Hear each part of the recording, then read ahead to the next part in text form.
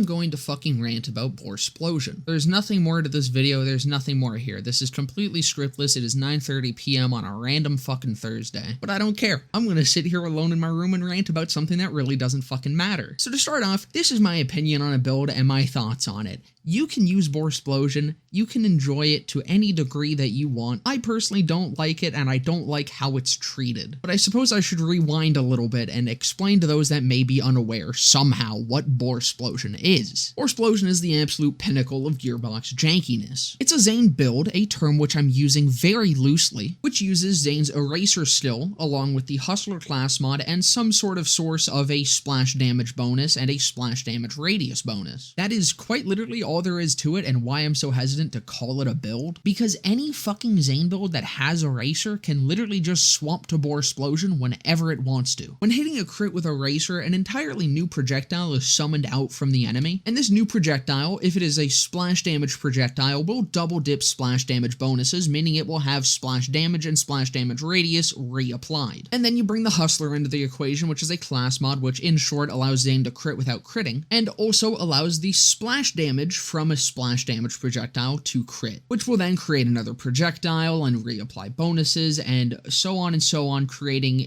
technically infinite damage potential. This is an incredibly busted mechanic, and it makes doing pretty much anything on Zane incredibly trivial when using it. Now, what I'm here to rant about is how this has become the predominant image anytime Zane is brought up. Someone asks about builds, Boresplosion. Someone talks about which Vault Hunter's the best, Boresplosion. Hey, what should I get my dad for his birthday? Boresplosion. And like, look, this might seem like a very petty thing, and it absolutely is. It's something that I don't think about while going about my day, but when I suit up in my hazmat suit, hop in the Arachnica mobile, and take the fucking heinous trip it always is to the BL3 subreddit, it's as fucking inescapable of a topic as the Hellwanker posts. And it just kinda sucks to see my favorite character in the entire franchise boiled down to nothing but pretty much what is, in essence, bug abuse. Zane has problems still. Zane is not a well-designed Vault Hunter. Is he strong now? Absolutely yes. I'll never deny that Zane is actually in a pretty good state, but most of the fixes for him that Gearbox pushed through is like putting a band-aid on a stick of Cobalt 60 before you slip it into someone's back pocket. But it's fucking impossible to discuss anything relating to Zane online in any meaningful capacity without it just somehow devolving into Boresplosion. It's just that it's always talking about Boresplosion. I've had conversations with people where it took me like halfway through to realize that they were just talking about Boresplosion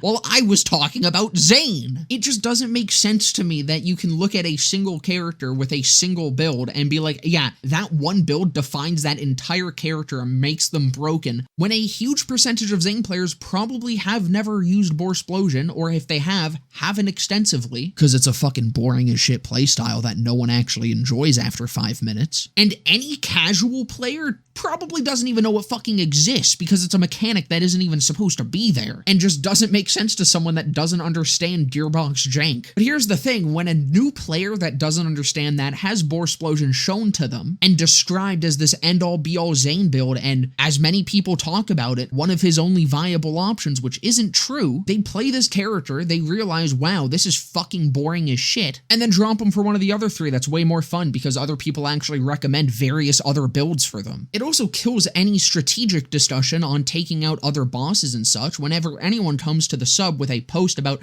hey, I'm playing Zane, how do I take on this tough boss? Do I even need to say what the fucking answer always is? But now we'll come to the point that actually prompted this. Vault Hunter power level. An incredibly fucking arbitrary topic as is, so I'd like to remind you this entire video is merely my opinion on the matter. If you want to twist my nuts off in the comments down below anyways, feel free. But often Zane is listed at the top by a lot of people, and often it's because of Boresplosion. Now let's talk about Minesweeper. Moze has a class mod called Minesweeper which summons a grenade on critical hit. She also has a skill which allows her grenades to crit. These Minesweeper nades gain their damage based off the damage dealt of the crit that summoned the grenade. Those micro grenades, when combined with Pull the Holy Pin, can crit, and can summon another grenade. This too is infinitely scaling damage, which also double dips on a lot of different bonuses, and can one-tap raid bosses about as quick as Boresplosion can. So why is it that despite that, Mose is the one that isn't always just fucking broken on people's shit-ass tier lists? Why does Mose get discussion around her when she has her own Boresplosion? Why are new Mose players not just constantly fucking bombarded being told to play Minesweeper? Why does Mose get to have discussion around class mods and their viability? Well, I have a theory, and I think it's because Zane honestly doesn't have much else going on strength-wise. And I think people are confusing Zane having a single incredibly strong build that is stronger than almost anything else that he has to offer, and equating that to overall strength, despite a certain other Vault Hunter having an almost identical build and playstyle, but also having millions of other incredibly strong options available. But because those other options aren't being overshadowed and are actually still being discussed within the community, people don't just have this idea that Mose is this single broken-ass Minesweeper spamming fucking shitstorm. So am I saying here that Mose is the strongest Vault Hunter? No, that's obviously Amara. But she is almost a direct comparison to Boresplosion, as she literally has a Boresplosion of her own, but for some reason just doesn't have the same problem that Zane does of being defined by it. But if you're one of these people that's going full gremlin mode to type out why Zane is the most broken Vault Hunter because of Boresplosion, just consider for a moment, for just a second, that maybe there is more to him as a Vault Hunter than just this single buggy interaction. And maybe if you're going to recommend someone Boresplosion, be it a friend or a random looking for advice on the internet, maybe tell them about it, but give them some other options as well. Also, as a side note, Krieg's Bloodsplosion, one of the stills from BL2 that Boresplosion is literally named after, did literally the exact same thing as Boresplosion, except for some reason Krieg was never even considered to be a top tier Vault Hunter in that game. Just something to have a think about. Anyways, I'm gonna go Boresplode some mailboxes. See ya! Oh yeah, also like, comment, subscribe, I'm in your walls. Okay, bye!